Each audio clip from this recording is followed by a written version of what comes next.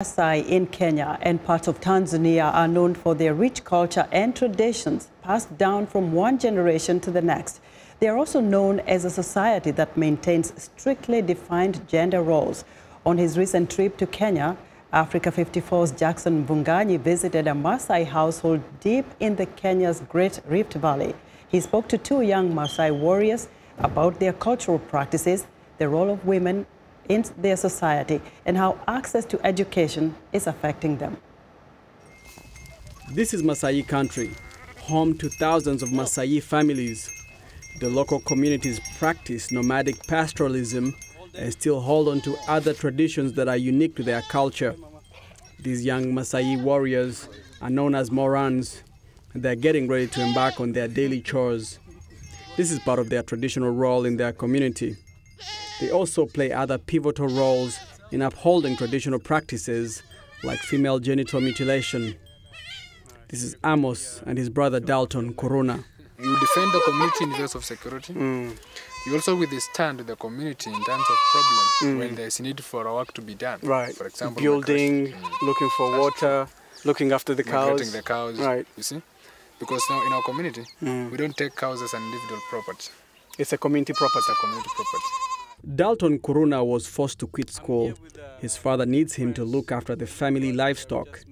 His brother Amos continued with his studies and is currently at university. Even though their views on their culture is quite similar, their lives might eventually take separate directions. I'm underrated in the community. Yeah. You know nothing perspective on the culture. Yeah. However, he's more learned than me. So he's more respected in the culture than you were. In case with your college degree, what is the role of a woman in the Maasai culture? In our culture, we believe in what we call chauvinism. Chauvinism. It's only a man who has a voice to do anything he wishes to. A woman is brought only to give birth. But then when we're driving down here, we saw women with the donkeys looking for water. But that's a very important role. No, I'm telling the impact of a man to marry. It's only to breed children. But now after bringing home, you now orient duties to the woman. Like for instance, fetching water. Right. You don't expect a man from the community to fetch water. So what does the man do then? The man will look after. We build the homesteads. We go for food. You go look for food outside. We cultivate if in any case there's a shamba. But women are not allowed to cultivate? Women are not allowed to build? No.